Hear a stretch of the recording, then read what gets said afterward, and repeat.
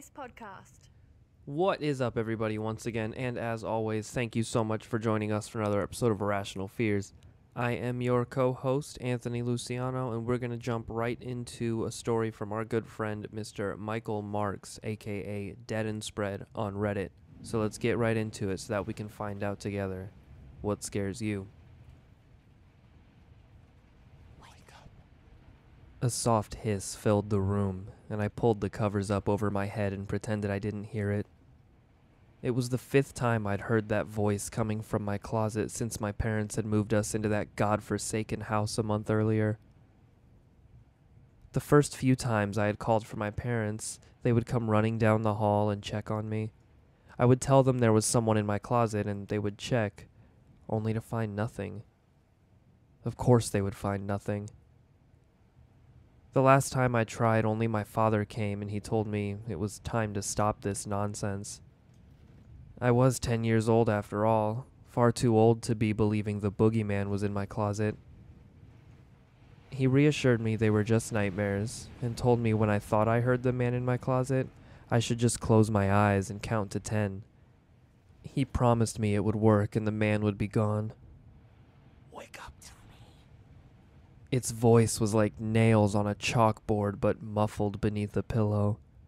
A soft, distant sound that somehow also penetrated me to my core. Come on. Don't you want to hear what I have to tell you tonight? I didn't. Dear God, I didn't. The other nights, before it was interrupted anyway, it would talk about how it was going to eat me, describe which bits of flesh it wanted to taste first, how delicious I looked just lying there, sleeping. Go away, I said, closing my eyes tightly. Go away. I'm gonna count to 10, and you have to go away. Oh, is that so? It rasped out a laugh. Okay, Tommy. Please do give it your best shot. 1. I could hear it snickering as I lay there refusing to look in its direction. I'm going to eat you, Tommy. I'm going to start with your soft, sweet guts. 2. I white-knuckled my sheets and said the numbers as if they were my spell of protection. 3. I bet they are crimson sweet, stained with all your blood and juices. I could hear it smacking its lips. It's going to be so wonderful. 4.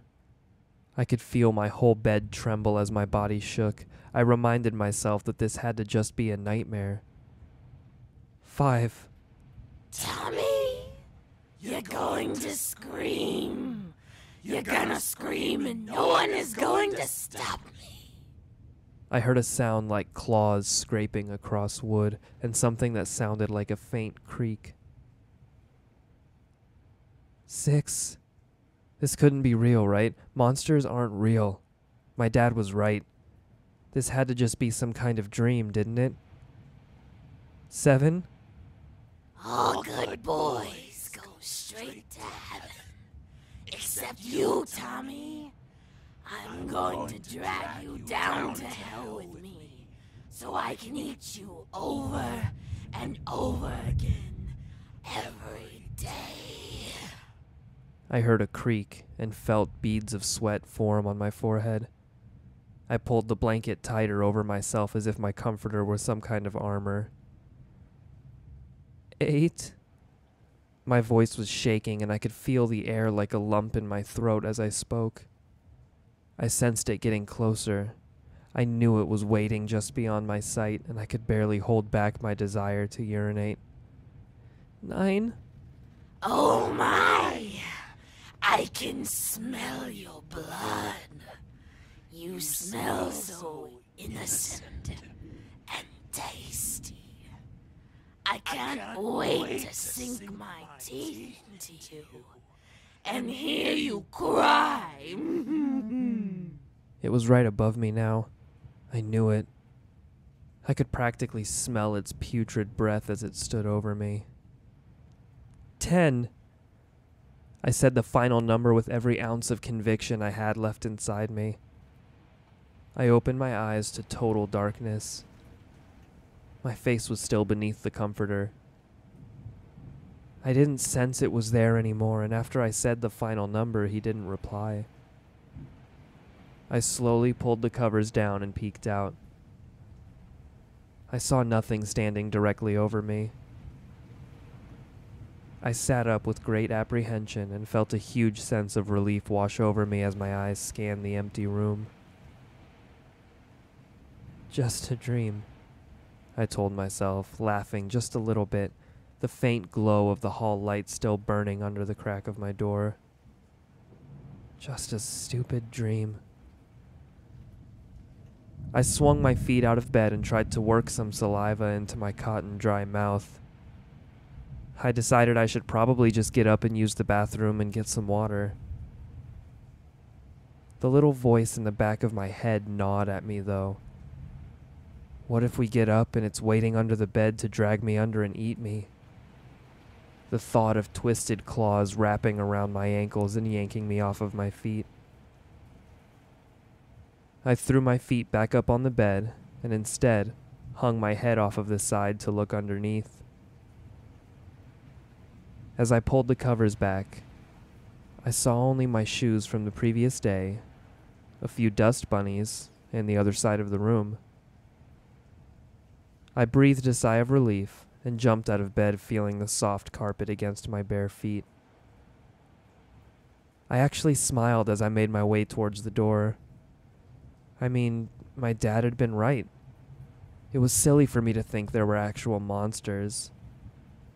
It was just bad dreams, and now that I faced it and saw that it wasn't there, it would be over. I reached out and grabbed my door handle, marveling at the overactive nature of my own imagination. I went down the hall and towards the bathroom. As I was heading towards the bathroom, I heard a strange noise from my parents' bedroom, a sound all too familiar, like a hissing chuckle. It felt as if my heart had flash frozen, and I swallowed hard as I walked towards my parents' bedroom door. "Mom? Dad?" I called out as I reached slowly towards the doorknob. Just before my fingers touched the brass, the screaming started. At first it was my mother, her high-pitched wails cut suddenly short as my father shouted out in fear and rage. I heard a struggle, and then more of that serpent's laughter as I slowly backed away from the door. I shut my eyes and started counting to 10. 1. I heard my father call out for help, then scream my mother's name. 2. I felt my back touch the far wall. I leaned against it, shivering as my mother screamed out in pain. 3, 4, 5. I sped up to count, just wanting it to end as my mother's screams died into wet, gurgling sounds. 6, 7. I heard my father openly sobbing and begging for his life as the thing cackled with a voice like static on a radio. 8, 9. My father was suddenly quieted as the sounds of wet, tearing meat filled the hallway. I could feel the warm piss running down my leg as I cried. I prayed when I opened my eyes I would be lying back in bed, awake from this horrible dream. 10. I heard my parents' bedroom door slowly creak open and felt the thing walking towards me. I felt it drop something on the floor in front of my feet. Something heavy and wet touched my foot. Open your eyes, Tommy. That rasp filled my ears and made me feel sick to my stomach. Open your eyes and it will all be over. A metallic sting hit my nose as I felt its hot breath in my face. I violently shook my head no, too scared to open my eyes and see what could be standing there. Open your fucking eyes, Tommy! It shouted. I felt spit dot my face as it did. I squeezed my eyes shut so tight they ached in their sockets. I didn't want to see, not till it was gone, not till I was back safe in my bed. I heard a heavy sigh and then felt the heavy thing next to my foot lift off the ground, and a set of long, slender fingers with sharp nails tussled my hair. It's okay, Tommy. You just aren't ready yet. It sounded disappointed. One day you will be, though. And I'll be there. I could hear it turn away from me and walk back towards my parents' room. I was frozen in my spot, crying and continuing my prayers that it wasn't real. See you later, Tommy. I could hear the amusement in its voice, then suddenly a door slammed shut. As if the noise woke me, my eyes shot open. I wasn't safe in my bed, though. I wasn't going to be okay, and it wasn't just a dream. I was standing in that dark hallway, surrounded by photos of my family my mother had hung up. The door in front of me was standing wide open, and on the floor, I saw something that proved to me this was all too real. I screamed so loud it must have woken everyone on the block. I screamed my lungs out as I stared down at the headless bodies of my parents lying in pools of blood on their bedroom floor. I spent years in therapy. The police claimed that someone had broken into my house that night and killed my parents. They said I was lucky he spared me. People told me the trauma of the incident left me scarred, and that my mind conjured up some monster from the closet to deal with what I'd seen. It took a long time, but eventually they convinced me they were right. That what happened that night was nothing more than a random act of violence. A monstrous act, but perpetrated by humans' hands. Eventually, the nightmares stopped, and I moved on with my life. At least, moved on as best as anyone possibly could after living through something like that. 2 nights ago, though, as I slept in my bed and my head once again filled with that stupidly arrogant notion that monsters aren't real, I heard it. At first, I told myself it had to be some kind of flashback, some kind of hallucination. It couldn't be real. I was 30 now, I was an adult, and there was nothing waiting in the dark to get me. I heard raspy laughter coming from my closet. I pulled the covers up and did my best to just fall asleep, to ignore it. In the morning, I would go see my therapist. Tommy, I'm going to eat you. You know that, right? The hiss, so familiar, poured from between my closet doors. I'm going to eat you, and I'm going to take your fucking head. I shot up out of bed, and without opening my eyes, I blindly flicked on the lights in my room. I turned towards the closet, and with my heart thudding out of my chest, I slowly opened my eyes and saw 2 shining yellow eyes retreating into the darkness beyond the cracked open doors. Now you're ready. A fading voice said, laughing. I haven't slept in the last 2 days.